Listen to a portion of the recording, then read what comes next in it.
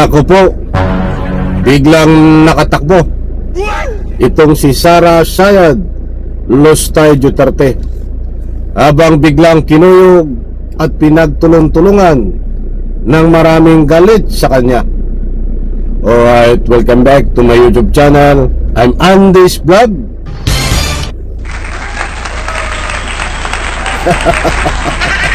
Mga kaibigan, kakaibaw ito. Kapapasok pa lang, kakaibang balita na napakainit. Mantakin nyo sa takot ni Sara Sayad Lustay. Bigla hong tumakbo dahil siya ay kinuyog at pinagtulong-tulungan ng maraming galit sa kanya. I-like muna natin ang video na ito kung nagustuhan nyo po.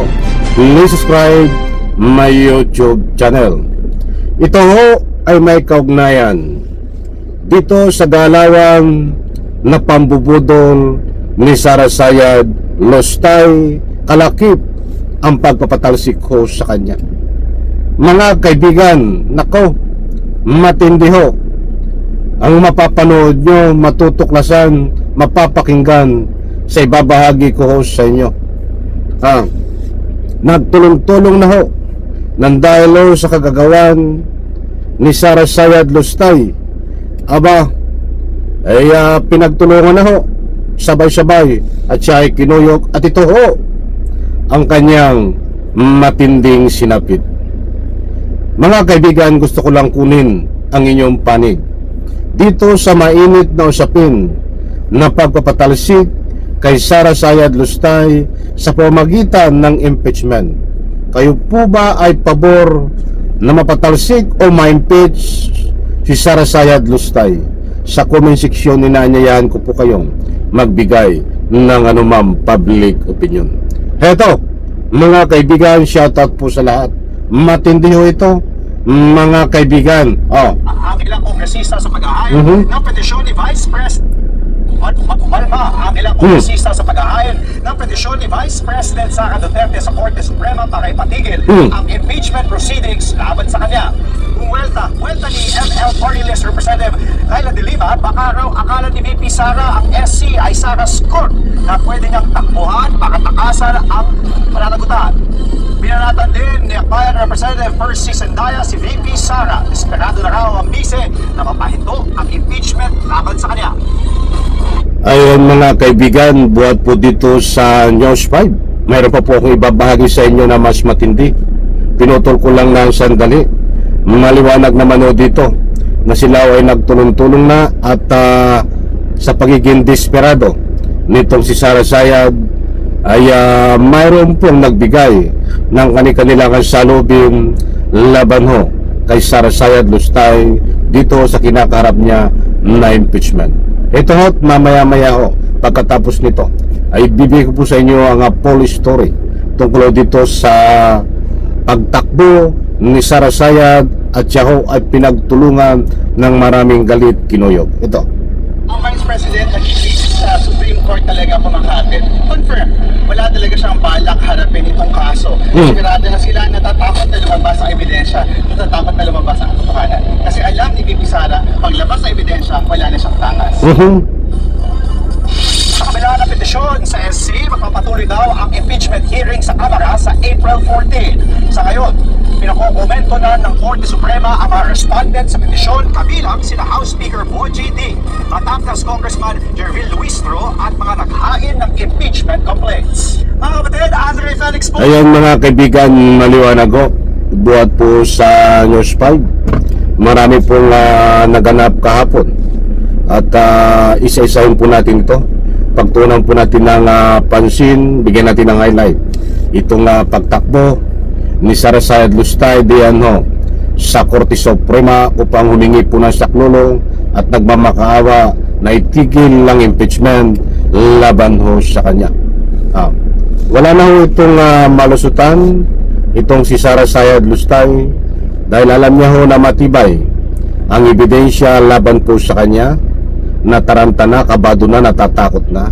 Kaya gumagawa po siya ng paraan para mapatigil ang impeachment laban po sa kanya sa pamagitan ng petisyon. Diyan ho. sa Korte Suprema. But ang desisyon ho ng Supreme Court kahapon na may lumabas na pinagkukomento ho ang kinauukulan dito diyan sa Kamara, kasama po ang ating House Speaker, na pinagkukomento lang naman. But ang hindi po nakuha ni Sara Sayad ang madalian na pagpapatigil ng impeachments laban sa kanya. Hindi po siya nakakuha ng temporary restraining order, TRO, para mapatigil sa April 14 ang impeachment po. Kaya tuloy ho ang impeachment sa April 14, mga kaibigan, na diyan ho sa unang pagkakataon itong kanyang bagman na si Madriaga ay haharap po at ilan pa na mga matitibay na ebidensya ay ilalatag po diyan sa April 14, mga kaibigan, upang sa ganon ito ay umakyat diyan po sa Senado at tuluyang litisin ng Senado itong si Sara Sayad Lustay, upang nang sa ganon kung may ebidensya patalsikin sa pwesto, kasuhan at ikulong. Nako, ikukulong ka, Sara Sayad Lustay, malapit na sa katotohanan. Hindi po tayo nagpapakalat dito ng anumang fake news, mga mahal kong taga-subaybay. Lagi ko pong sinasabi, pinapaalala, dahil ayon ho sa balita na ito, maliwanag naman ho tumakbo si Sara Sayad. Maliwanag naman ho na tumakbo siya sa Supreme Court. Siya ho ay kinuyog at pinagtulong-tulungan. Sino po ang kumuyog at pinagtulong-tulungan siya? Marami po ang nagbigay ng kanilang public opinion. Nandyan po si Laila de Lima, nandyan po yung ilang congressman. Hindi ko na isa-isahin, baka tayo kulangin sa oras, na ang sabi ho nila ay desperado na itong si Sara Sayad Lustay Duterte, kaya ganito na ang galawan niya, mga kaibigan, biglang tumakbo kung saan-saan para lang mapatigil ang impeachment. Kinuyog din ho siya ng napakaraming galit kahit saan kayo pumunta na comment section, malalaking stream media, nandami yung nagbibigay na galit, taong bayan, pipera ang kanyang tagasunod, na itong si Sara Sayad Lustay ay pinagtutulungan ho na dapat ho ito'y napatalsik sa pwesto, ituloy ang impeachment, at nang sa ganon mapatalsik sa pwesto, kasuhan at ikulong pagdating ng panahon. Hindi po siya kinuyog ng anumang body language o anumang sakitan o ano paman. Kinuyog po siya sa pamamagitan ng narinig niyo po't napanood kanya-kanyang public opinion. Karamihan, mga kaibigan, alam ko, nakuha niyo ang gusto kong ipunto. Tumakbo siya sa Supreme Court. Kinuyog siya ng napakaraming galit sa pamamagitan ng anumang public opinion. Kaibigan, isang like, isang share sa video nito. Bye-bye. Palakpakan.